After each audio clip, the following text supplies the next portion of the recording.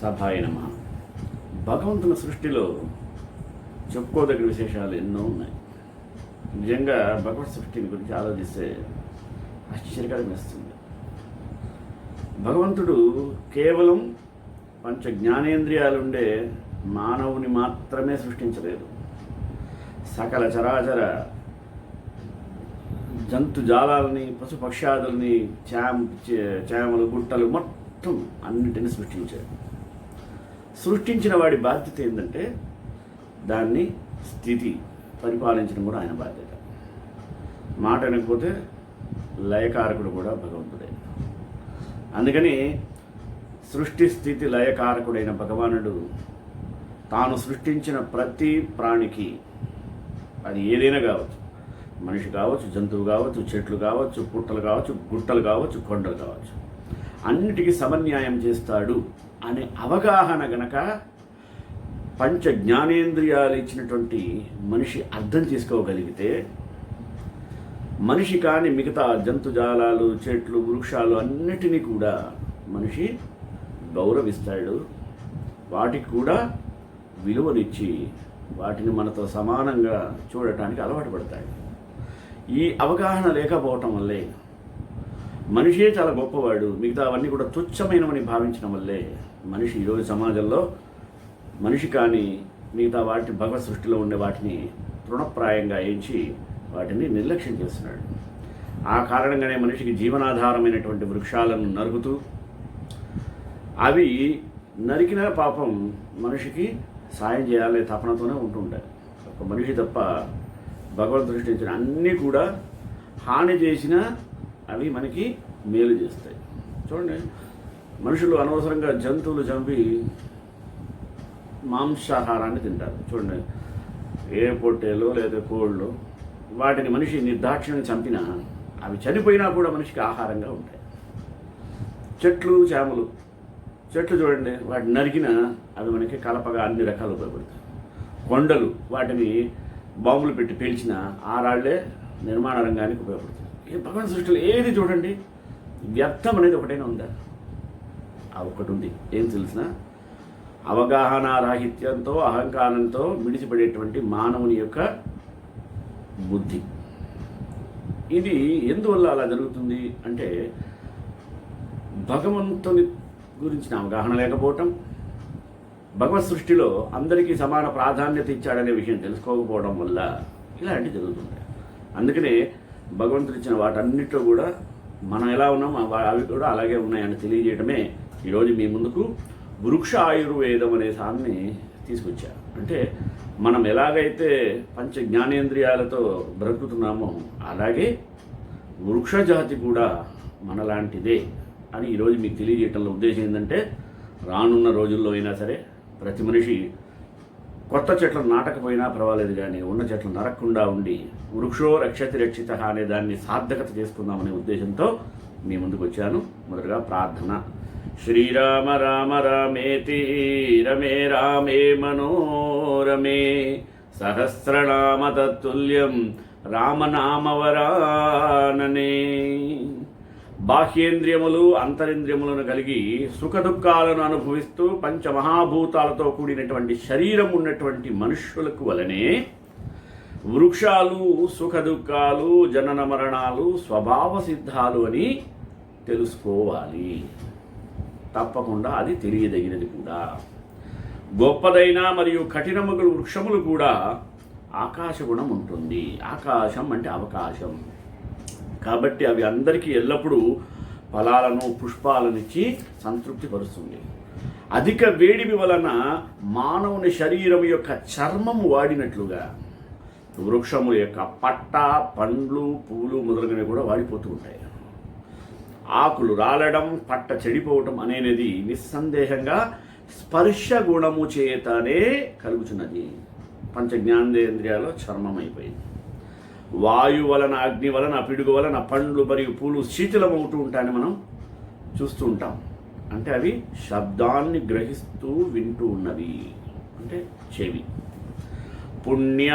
పుణ్యైస్తతా గంధై రూపైశ్చ వివిధైరపి అరుగా పుష్పితా సంతి తస్మాజ్జిఘ్రంతి పాదపా. సుగంధాలు మరియు దుర్గంధములను పలు విధములైన ధూపములచే వృక్షములు రోగము నుండి భయపడి పుష్పించినటువంటి వృక్షములకు ఆఘ్రాణించే శక్తి ఉన్నదని నిరూపించింది. కావున వృక్షాలకు ఘ్రాణేంద్రియం కలదు. ఘ్రాణేంద్రియం అంటే ముక్కు సుమి.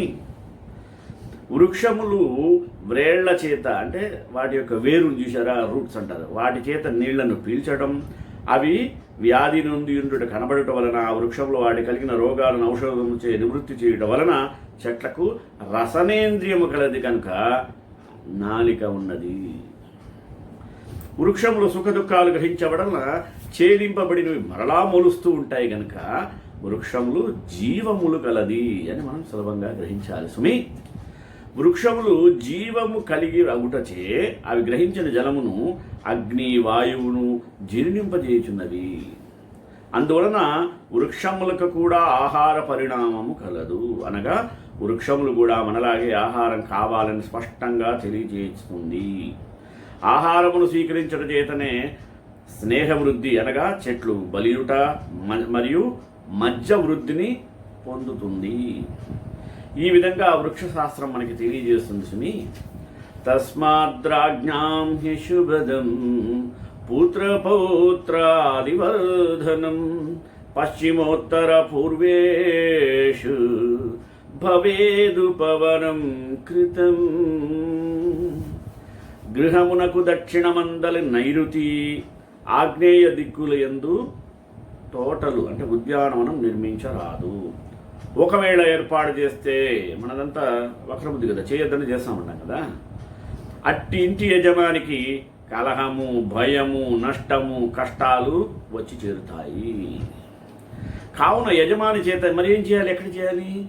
పడమర, ఉత్తరం, తూర్పు దిక్కుల యందు గనక ఇవి నిర్మించినట్లయితే ఏది ఉపవనములు మంగళప్రదమును మరియు పుత్ర పౌత్రాది అభివృద్ధియు ఐశ్వర్యాదుల అభివృద్ధియు పొందుతాడు.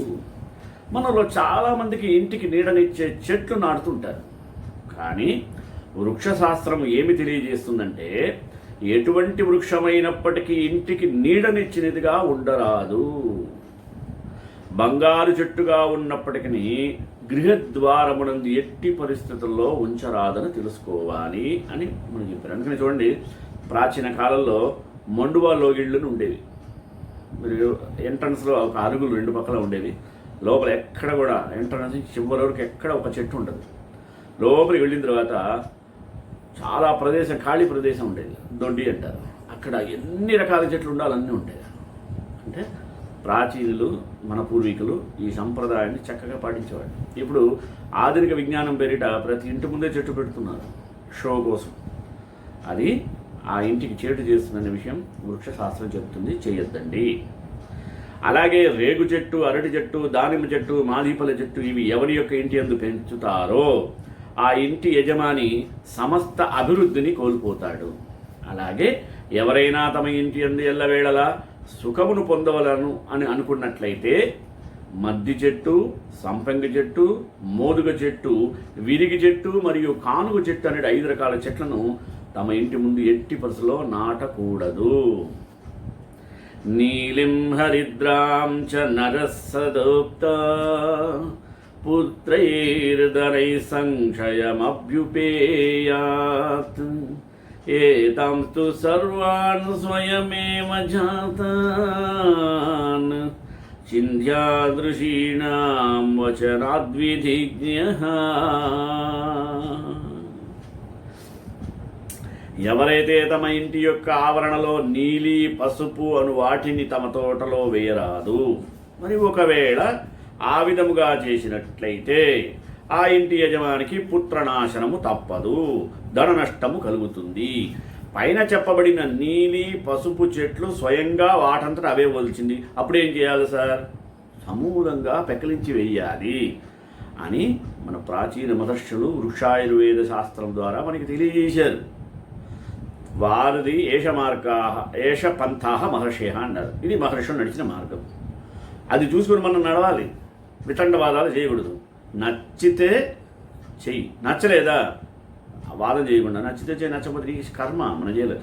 మహర్షులు చెప్పడం వరకే, వేదాలు కూడా ఉపదేశిస్తాయి. ధర్మం చరా, సత్యం వద, ఇట్లా చేస్తే దాని ఫలితం ఉంటుంది, చేయకపోతే దుష్ఫలితం ఉంటుంది. ఇలాగే వృక్షాయుర్వేద శాస్త్రం కూడా మనకు తెలియజేస్తుంది సుమి. అలాగే ఎవరైతే తన యొక్క ఉపవనమునందు అంటే గార్డెన్, ఇంటిలో తోట ఎందు కానీ ఆవాలు చల్లారనుకోండి, అటువంటి వాడు శత్రువులచే జయింపబడిన వాడై తాను అప్పటి వరకు సంపాదించుకున్న ధనమంతా కూడా పోగొట్టుకొని పేదవాడుగా మిగులుతాడు. అందుకని ఇంటి దగ్గర ఆవాలు చెట్టు నాటరాదు. మాతులుంగరజనీస కంటకీ కించుకశ్చ గిరికర్ణికా సీతా తేంద్రిణీ విఫలాక్ష నిలికాః కోవిదారయితి భీతిదో గుణాః. ఎవరైనను తమ ఇంటి పరిసరాల్లో మాదీపల చెట్టు, పసుపు, ముళ్ళ చెట్టు, మోదుగు చెట్టు, తెల్లని కొండ గోంగూర, చింత చెట్టు, విఫలాక్షము అనగా గచ్చకాయ చెట్టు, నీలి చెట్టు, కోవిదారం అంటే ఎర్రని కాంచన చెట్టు నాటరాదు. మరియు వాటిని ఎట్టి పరిస్థితుల్లో పెంచరాదు. వాటంతట అవే వచ్చినా సరే తీసివేయాలి. ఎందుకంటే పైన పేర్కొన్నటువంటి చెట్ల వలన ఆ ఇంటిలో నివసించే వారందరూ ఎల్లప్పుడూ అన్ని రకాల భయాలకు గురి అవుతూ ఉంటారు. అలాగే జువ్వి చెట్టు, మోదుగ చెట్టు మరియు ఊడుగ చెట్టు, ఇంగువ, విరిగి చెట్టు, అలాగే తాండ్ర చెట్టు మొదలైనవి ఒకవేళ తమంతట స్వయంగా ముడిచినప్పటికీ వాటిని సమూలంగా అక్కడి నుంచి తీసి పారవేయవలెను. పూర్వేతు వంశకరమర్దమంచ పారావతో దక్షిణత ప్రశస్తః ప్రత్యగ్వపేదామలకీకపిత్తః కర్కంధువృక్షం చ సహోత్తరేణ.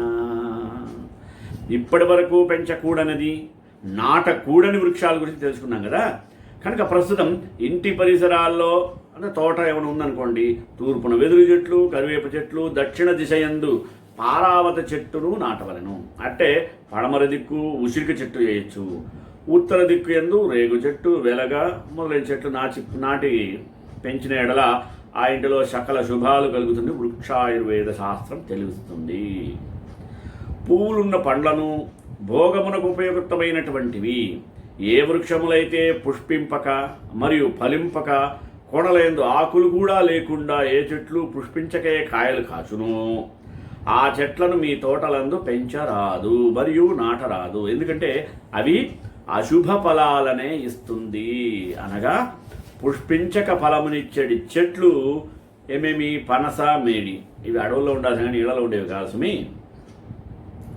ఏ చాపహృత్యాపల పుష్పహీనా సంకీర్తితారక్తి సుపాదపాంతే తైనిత్యముద్యాన గృహాంతరస్తై న వృద్ధిమాప్నోతి పుమాన్ కదాచిత్. ఏ ఇంటి పరిసరాలైనైతే చెట్లు ఫలపుష్పములు అయి లేనివై ఉంటుందో ఆ చెట్లు ఎంతని మనోహరములైనవి అయినప్పటికీ వాటిని ఎప్పటికీ మీ తోట యందు నాటరాదు మరియు పెంచరాదు. ఎందుకంటే ఆ చెట్ల వలన ఆ ఇంట్లో నివసించే వారికి ఎప్పటికీ అభివృద్ధి పొందలేరు. అనగా వాళ్ళు అశుభాలను పొందుతారు అని భావము. క్షురికా కదళీ ద్రాక్ష ప్రియాళు పన్నసాన్వితం తరుణ్ సంరోప్యనో దుఃఖీ జాయతే సప్త జన్మసు. అనగా పాల చెట్టు, అరటి చెట్టు, ద్రాక్ష చెట్టు, మొరట చెట్టు అంటే చారపప్పు చెట్టుని మొరట చెట్టు అంటారు. అలాగే పనస చెట్టు. ఇవి ఇంటి ఆవరణలో పెంచిన వాడు 7 జన్మములు సుఖభోగాదులు అనుభవించును. అయితే ముందు శ్లోకంలో చెప్పబడిన కొన్ని చెట్లు ఇంటిలోని తోట ఎందులో ఉంచకుండగా వాటిని పొలముల యందు పెంచమని వృక్షశాస్త్రం చెప్తుంది. అంటే ఇప్పుడు చెప్పినవన్నీ ఆసక్తి ఉంటే ఆ రోజు చూడండి, అవన్నీ దానికి సపరేట్ తోటలు ఉండేవి.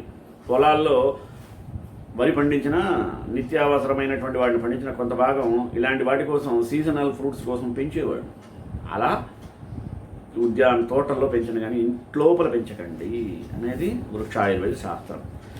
వనప్రతిష్ఠ చేయువారు దేవతలను పూజించి వృక్షములకు మంగళ స్నానమును చేయించి వస్త్రగంధ ధూప దీపములచే అర్చించి బంగారము వెండి నీటిలో పుష్పములను చేసి వాటిని ఆ చెట్లకు కట్టి కన్నులు తెరిచి అనగా చెట్లకు కన్నుల్లా ఒక గీత గీసి బంగారు సలాకతో చెవులు కుట్టడం అంటే ఆకులను పొడిచి హోమము చేసి సోమోదేవ అని మంత్రంతో సమిధ్యాజ్య హోమమును గావించి స్విష్టకృత అను మంత్రము చే సమిధాజ్య తెలలతో 100 లేక 50 సార్లు హోమమునర్పవలయను. హోమశేషమును కలస జలములచే యజమాని యొక్క లేదా ఆచారుని వలన వృక్షములకు అభిషేకం చేయించాలి. తర్వాత వస్త్రాలను ధనము దానం చేయాలి. ఆచారణ కొరకు మంచి గోదానం చేయాలి. మంచి ఆవుని దిట్టంగా ఉన్నదాన్ని దానం చేయాలి. ఉత్తరముఖముగా వదలాలి దాన్ని. అనంతరం దాన్ని ఆచారులకు దానమిచ్చేయాలి. పిమ్మట ఆ దినమున మొదలు బ్రాహ్మణులకు భోజనం పెడుతూ దేవాలయాల్లో ఉత్సవాలు జరిపించాలి. ఎవరైతే పూర్వోక్త విధి ప్రకారంగా వృక్షములను శ్రద్ధతో పోషిస్తారో అటువంటి వారు సకల సిద్ధులను పరమానందాన్ని పొందుతారు. అందుకనే మనం చాలాసార్లు చెప్తున్నారు, ధర్మో రక్షతి రక్షిత లాగా వృక్షో రక్షతి రక్షిత. అసలు సుభాషిత రత్నాకరుడు ఏం చెప్పాడు? పరోపకారాయ ఫలంతి వృక్షా అన్నాడు. అంటే చెట్లు పరులకు ఉపకారం కోసం చేస్తున్నాయి. దాంట్లో అసలు ఏ చెట్టుని చూడండి, వ్యర్థం ఏమైనా ఉందా? కొబ్బరి చెట్టే తీసుకుందాం, ఆకులు ఉపయోగపడతాయి. అలాగే కొబ్బరిలో ఉండే ఈనెలు పుల్లలు కొబ్బరి చీపురులా ఉపయోగపడతాయి. కొబ్బరి మట్ట నిర్మాణాలకు ఉపయోగపడతాయి. కొబ్బరికాయ, కొబ్బరి లోపల ఉండే టెంకె, లోపల ఉండే పీచు సీట్లకు, రిక్షాలు ఆటోలకు సీట్లు కుడుతుంటారు చూసారా, లేదా కుషన్ వాటికన్నిటి కూడా ఉపయోగపడుతుంది. మరి ఏది ఉపయోగపడింది ఏమైనా ఉందా? అది భగవంతుని యొక్క సృష్టి. వ్యర్థమేది భగవంతుని సృష్టిస్తాడు కదా, ఆ వ్యర్థమేం చేసి సృష్టించేది ఎవరు తెలుసా? మనమే, అంటే మానవ జాతి. అందుకనే మన జీవితాలు శుష్కప్రాయాలు అవుతున్నాయి. కనుక మనం భగవంతుడి ఇచ్చిన మేధాశక్తితో మంచి పనులు చేద్దాం అని ఈ క్షణం నుంచి నిర్ణయించుకుందాం. అలాగే ఎవరైతే ఇలాంటి వాటిని నమ్మి వృక్షాలను గౌరవిస్తారో వాళ్ళు సకల ఆస్తు సిద్ధులను పొంది పరమానందం పొందుతారు. మరియు వారు స్వర్గలోకమునందు దేవేంద్రుని యొక్క 3 కోట్ల సంవత్సరములందు స్వర్గలోకంలోనే ఉండటానికి అర్హత పొందుతారు. అలాగే ఎవరైతే ప్రతిదినము బ్రహ్మచారులను బ్రాహ్మణులను సంతృప్తిపరుస్తూ, ఎవరైతే సదా దాన ధర్మాలు చేస్తూ, ఎవరైతే తల్లిదండ్రులకు సేవ చేయమని, ఎవడైతే దేవతను పూజిస్తాడో అటువంటి వాడు పొందడు ఉత్తమమైన పదమును ఒక వృక్షము నాటినవాడు లేదా పెంచినవాడు 1000 రేట్లు పొందుతాడంటలా. ఏమీ సంశయం లేదు. చూడండి, ఒక చెట్టు నాటడం వల్ల వచ్చే ఫలితాలు, తల్లిదండ్రులు సేవ చేయకపోయినా పర్వాలేదు, చేస్తే వచ్చే ఫలితం ఒక చెట్టు నాటితే వస్తుంది. అలాగే మన చెట్టు నాటకలా అనుకోకుండా వచ్చింది, దాన్ని పెంచండి, దానివల్ల కూడా పుణ్యం వస్తుంది కదా. ప్రాంతఛాయా వినిర్ముక్త నమనోజ్ఞా జలాశయా యస్మాదతో జల ప్రాంతే పారమాన్ వినివేశయత్.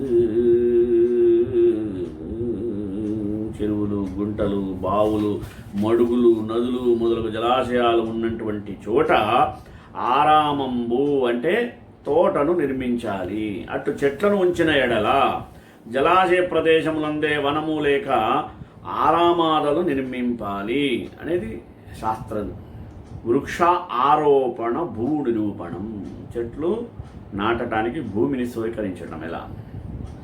విషపాషాణ వల్మీకా బిలదుష్టా తదోషదా దుష్టోదకా శార్కరిలా తరుభ్యో నహితామహి.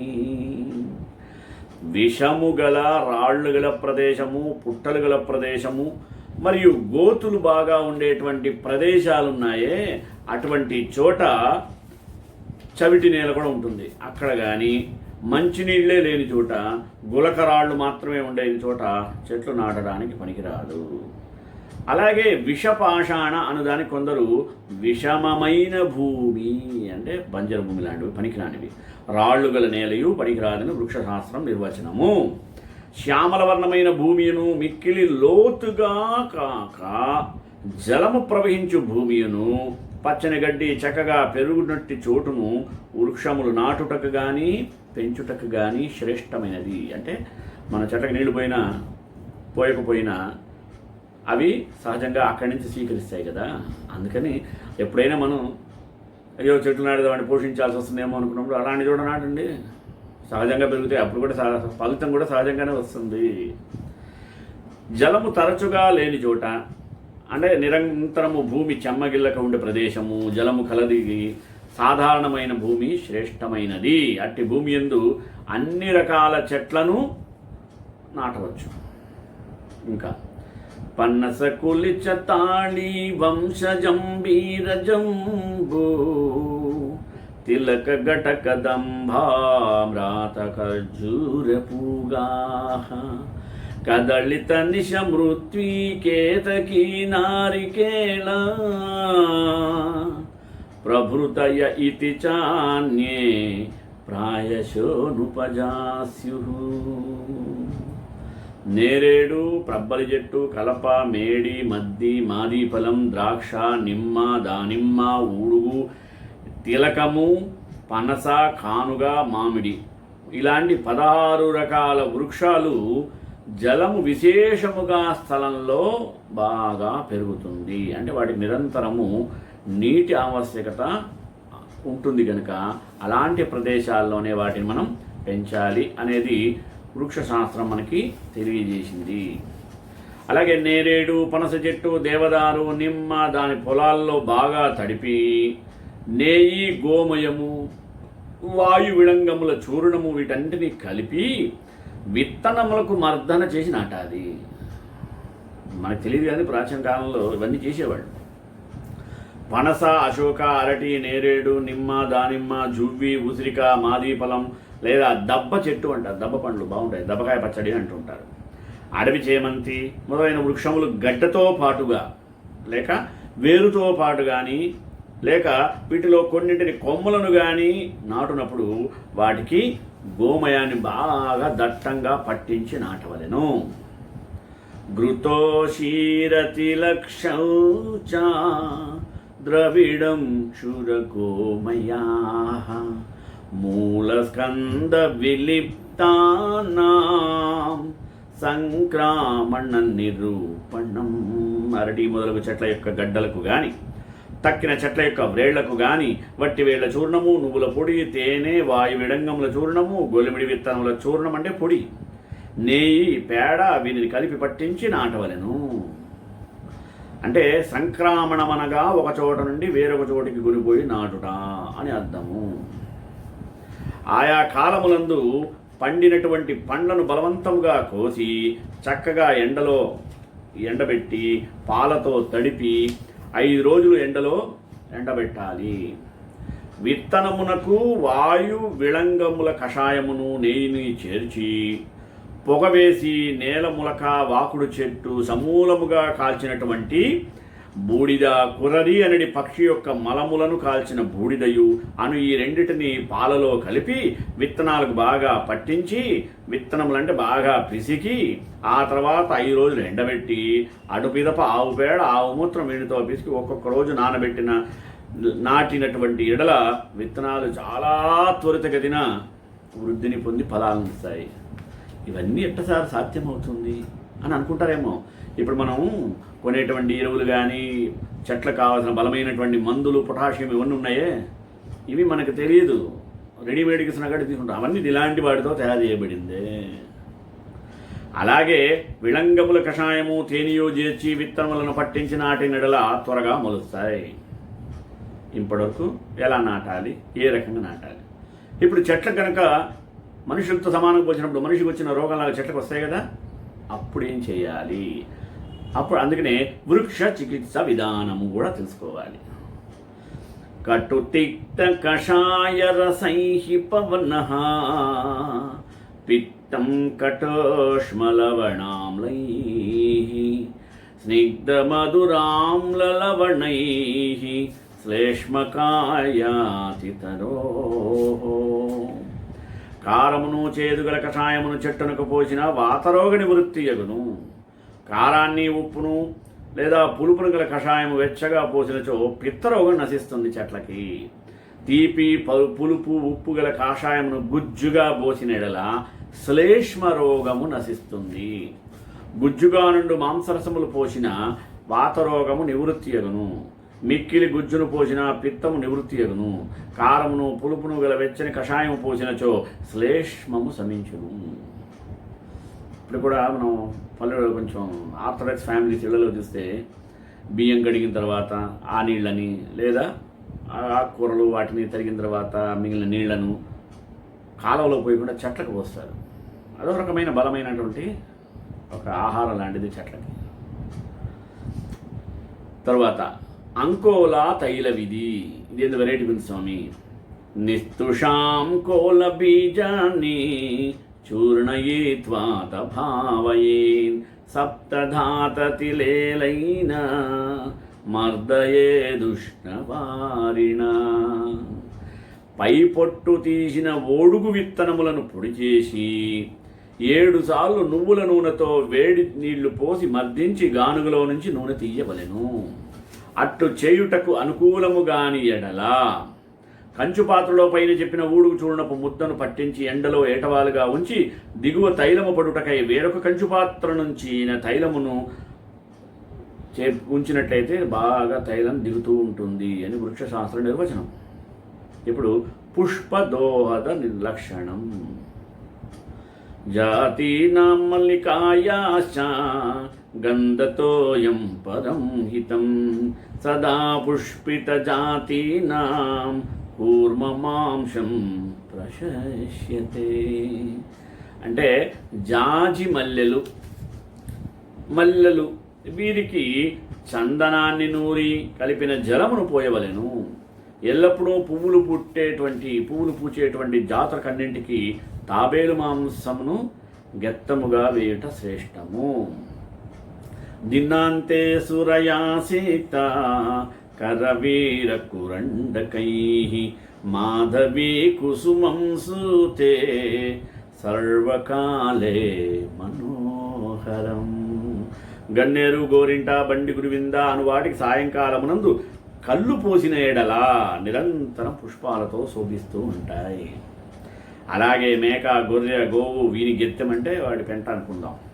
చెట్లకును తీగలకును వేసి నీళ్లు పోసినడల సదాకాలమునందు పుష్పములతోనూ మరియు ఫలములతోనూ నిండి ఉండును. అదేంది సార్, భగవత్ సృష్టిలో వ్యర్థమైంది ఏది లేదు. చూడండి తమాష్. మనము వడ్లు తీసేసి వడ్ల గింజలు ఉండే ఆ బియ్యంతో ఆహారం వండుకొని తింటాం. తిన్న తర్వాత మనం ఏం చేస్తాం? మల విసర్జన చేస్తాం. ఆమలాన్ని పందులు తింటాయి కదా, అవి మళ్ళీ మల విసర్జన చేస్తాయి. ఆమలాన్ని మరి పొలాల్లో చెట్లకు ఎరువులుగా వేస్తారు. అసలు నిజంగా ఆశ్చర్యం ఏంటంటే రీసైక్లింగ్ మనలా మనకే సృష్టింపబడుతుంది. అంటే వ్యర్థం అనేది ఏదీ లేదు భగవత్ సృష్టిలో. మనం వాటిని తింటూ ఉంటాం, అవి వచ్చే ప్రదేశం అక్కడే కదా. నీరసోద్భవ పద్ధతి. శర్కర యష్టి మధుకం విడంగ క్షీరవారిభిః నేకే స్వభావతో మ్లానం అపి స్వాదుఫలం లభేత్. చక్రాతి మధురమైన వాయు విడంగంలో వీరి నూరి పాలతో నీళ్లతో కలిసి పోసినట్లయితే వాడిన వృక్షము సైతం మంచి తీయని ఫలాలను ఇస్తూ ఉంటుందనగా ఈ విధముగా చేయుట చేత పండ్లకు రుచి అధికమగుడని భావము. సుగంధకరణ పద్ధతి. కగ్గలిపట్ట, కాచు వీరిని కషాయం పెట్టి అతి సుగంధ ద్రవ్యములను అనగా కచోరము, దవనము, మరువం, పెద్ద లవంగపట్ట, తుంగ, మస్తెలు, వట్టివేరు, మరువేరు, మరాఠీ మొగ్గల జాపత్రి, ఏలకులు మొదలైన సుగంధ వస్తువులను బాగా నూరివైచి చెట్టుకు పోసి చందనమును లేపనము చేసి నెయ్యి ధూపము వేసినచో పుష్పములకు మంచి సువాసన కలుగుతును. ఇట్లా చేయుటకు మునుపు పరిమళ పుష్పములను చెట్టు మొదట వేసి మన్నుతో కప్పి పెట్టవలెను. అనంతరం కషాయమును బాగా పోయవలేను. పారిజాతం అంటే పగడమల్లె అంటారు. ఆ చెట్టు వేరునందు చిన్న రంధ్రం చేసి అందు మల్లె తీగను దూర్చి మట్టితో కప్పేసి అవి రెండును ఏకమైన మొదట మల్లె చెట్టు యొక్క వేరును కత్తిరించి వేయునది. పిమ్మట మల్లె తీగ పోయినప్పుడు పువ్వులు ఎర్రగా నుండుటే గాక మంచి వాసన కలిగి మనోహరముగా కూడా ఉంటుంది. ఏ చెట్టు విత్తనములకైనను ఆ ఏ రంగుల నీళ్లు పోయుదమో ఆయా రంగు గల పుష్పాలు బాగా పుష్పిస్తాయి. తెల్ల జిల్లేడు విత్తనాలను ఎముకలు గల భూమిలో నాటినట్లయితే ఎర్ర పూలు పూస్తాయి. వార్తా కపల్ల బీజాన్ని విభావ్య మధు సర్పిష గోమయాలిప్త సుషిరే కూష్మాండ ఫలవద్భవేత్. వంగ విత్తనాలను తేనెతో నేతితో భావన చేసి పేడలో నాటిన పెద్దదైన కాయలు కాస్తుంది. చెట్టునందే ఎండిన మునగకాయను తీసి దానిలో విత్తనాలుంచి పిమ్మట చక్కగా దారంతో కట్టి భూమిలో నాటి నీళ్లు పోసినట్లయితే 2 జాతుల కాయలు కాస్తుంది. చూడండి ఎన్ని టెక్నిక్స్ చెప్పారు. అగ్రికల్చర్ చేసేవాడికి చాలా ఉపయోగపడతాయి. అగ్రికల్చర్ సైన్స్ వాళ్ళకి అంటే అవి చదవకపోయినా ఇళ్లలో ఆసక్తి ఉంటే ఇవన్నీ నేర్చుకుని చేయొచ్చు. సుమి వంగ విత్తనాలను నెయ్యితోనూ తేనెతోనూ భావన చేసి ఎండబెట్టి దూరకాయగా నుండు గుమ్మడికాయకు పేడ పూసి పిదప ఆ కాయలో సన్నటి రంధ్రం చేసి మరి అందు వంగ విత్తనాలు వేసి చక్కని గోయమిమ్మచే గప్పి గుమ్మడి పండు పండిన మీద ఆ అందుండు వంగ విత్తనాలు నాటిన విశేషంగా కాయలు కాస్తాయి. ఈ రకంగా చెప్పుకుంటూ పోతే వృక్షశాస్త్రం చాలా ప్రశస్తమైన శాస్త్రంగా చెప్పబడుతుంది. అటువంటి శాస్త్రాన్ని ప్రసాదించిన మహర్షులకు కృతజ్ఞతలు మనందరం తెలియజేయాలని చెప్పుకుంటూ శ్రీకాంతాయ కళ్యాణ నిదే నిరేద్రాం శ్రీ వెంకట నివాసాయ శ్రీనివాసాయ మంగళం. మంగళాశాసనపరైర్మదాచార్య పురోగమై సర్వైష పూర్వైరాచార్యై సత్కృతాయాస్తు మంగళం.